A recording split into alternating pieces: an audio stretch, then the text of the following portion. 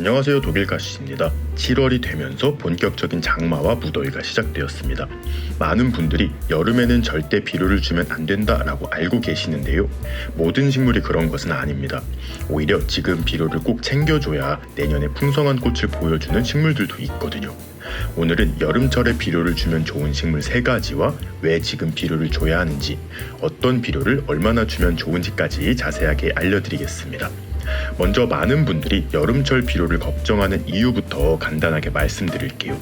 첫 번째는 고온으로 지쳐있는 뿌리에 비료가 들어가면 비료 피해가 생길 수 있기 때문입니다.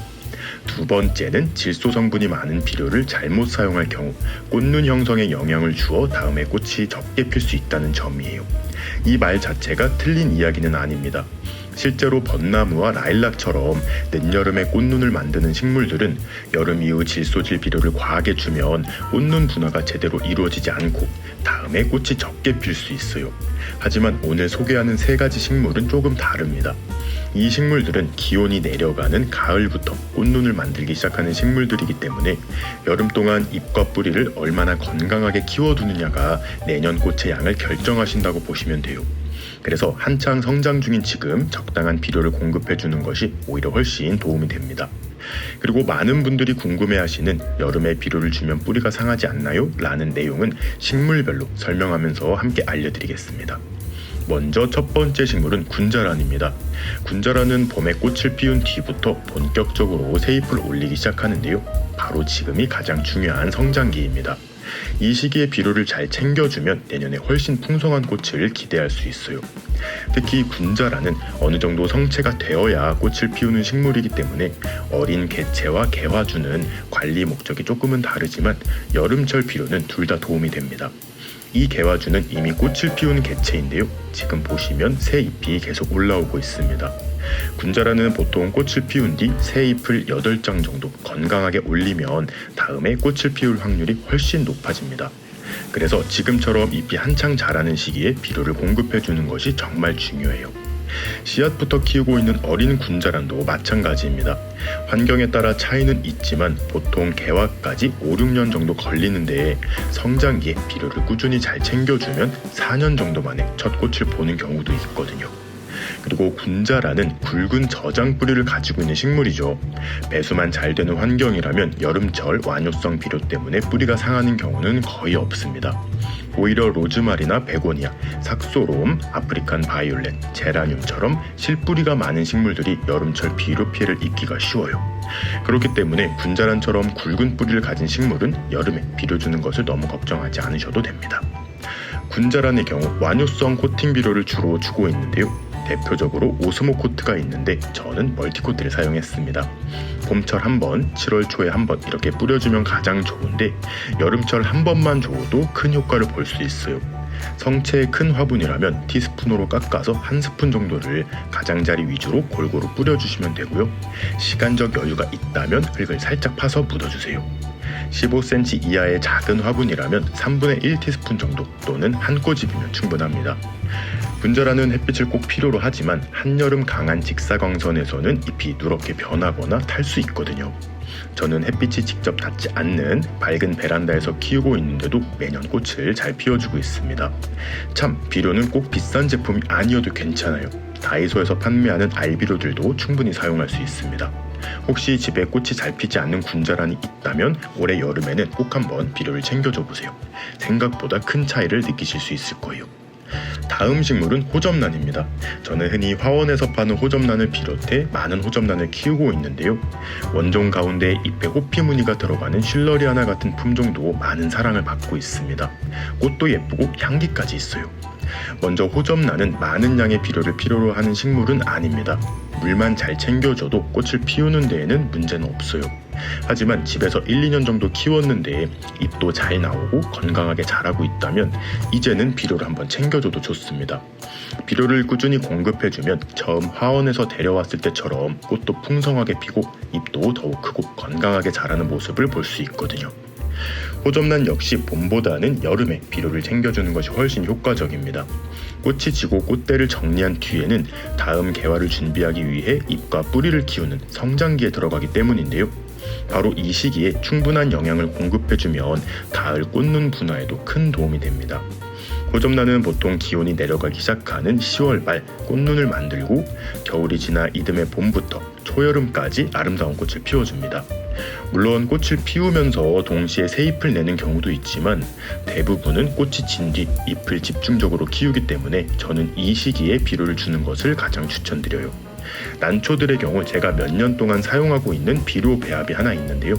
제가 직접 만든 방법은 아니고 오랫동안 난을 키워오신 스승님께 배운 방식인데 지금까지 정말 만족하면서 사용하고 있습니다. 준비할 것은 3가지예요.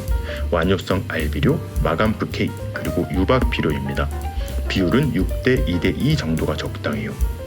예전에는 이 비료들을 화분 위에 그냥 올려두기만 했었는데요. 그렇게 사용해도 대부분 문제는 없었지만 아주 드물게 비료 피해가 생기면 흩어진 비료를 하나하나 모두 걷어내야 하는 번거로움이 있더라고요. 그래서 올해부터는 비료 바스켓을 사용하고 있습니다. 혹시라도 문제가 생기면 바스켓만 바로 꺼내면 되기 때문에 훨씬 관리가 편하더라고요. 저는 바스켓 하나에 완효성 알비료는 반 티스푼 정도, 마감프 K는 중립 기준으로 2알, 유박 비료도 작은 알갱이 2알 정도를 넣어주었습니다. 이렇게 넣어두면 온도와 습도에 맞춰 비료 성분이 조금씩 용출되고 물을 줄 때마다 필요한 만큼 서서히 흡수하게 됩니다. 특히 초보자분들이라면 화분 위에 비료를 직접 뿌리는 것보다는 비료 바스켓을 사용하는 것을 추천드려요.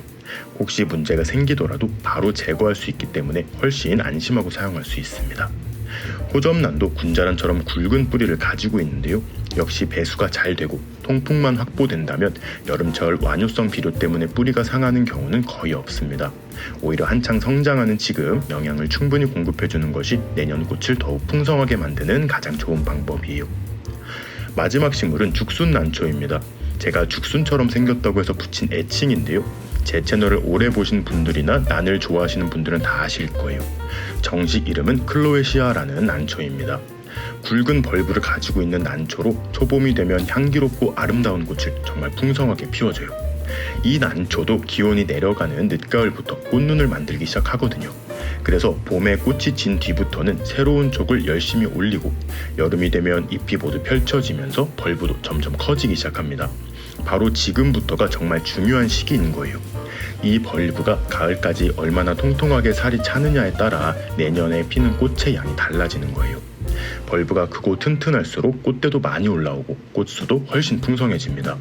몇 년 동안 직접 키워보니 비료를 꾸준히 준 개체와 그렇지 않은 개체의 차이가 정말 크게 나타나더라고요. 특히 지난해에는 너무 바빠 비료를 제대로 챙기지 못했는데 올해 꽃이 확실히 적었고 벌브도 기대만큼 굵게 자라지 못했습니다. 그래서 올해는 벌브가 굵어지기 시작하는 지금부터 비료를 챙겨주고 있어요. 호접란과 동일하게 완효성 알비료, 마감프 K, 유박 비료를 6대 1대 2 비율로 비료 바스켓에 넣어 관리하고 있습니다. 그리고 클로에시아는 물을 정말 좋아하는 식물이에요.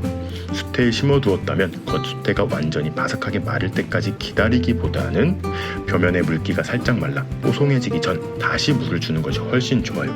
특히 한창 성장하는 늦봄부터 초가을까지는 매일 물을 주어도 괜찮을 정도로 물을 좋아합니다. 그렇다 보니 해외에서는 저면관수로 키우는 분들도 상당히 많더라고요. 올해는 벌브도 아주 건강하게 자라고 있어서 내년 봄꽃이 벌써부터 기대가 됩니다. 그리고 이 클로에시아를 키우시는 분들을 위한 팁도 하나 알려드릴게요. 난원처럼 위에서 빛이 들어오는 환경에서는 촉이 곧게 자라지만 베란다에서는 대부분 빛이 옆에서 들어오기 때문에 촉이 한쪽으로 기울어 자라는 경우가 많아요. 이럴 때에는 2-3주에 한 번씩 화분 방향을 살짝씩 돌려주면 촉이 스스로 빛을 따라가며 훨씬 곱고 예쁘게 자랍니다. 물론 나중에 지지대를 세워 교정할 수도 있지만 초보자분들은 교정을 하다가 벌브를 부러뜨릴 수 있으니 너무 무리해서 잡아당기지는 않는 것을 추천드립니다. 자, 오늘은 여름철에도 비료를 주면 좋은 식물 3가지를 소개해보았습니다. 여름에는 무조건 비료를 주면 안 된다는 말은 모든 식물에 해당하는 이야기는 아니에요. 식물마다 성장하는 시기와 꽃눈을 만드는 시기가 모두 다르기 때문에 그 특성에 맞게 관리해주는 것이 가장 중요합니다. 오늘 소개해드린 군자란, 호접란, 그리고 클로에시아를 키우고 계시다면 이번 여름에는 비료를 한번 챙겨줘 보시고 내년에 멋진 꽃 보시길 바라며 오늘의 영상 마무리하도록 하겠습니다. 그럼 오늘도 재밌게 보셨거나 도움이 되셨다면 구독과 좋아요 그리고 알림 버튼까지 눌러주시면 감사하겠습니다. 뿅.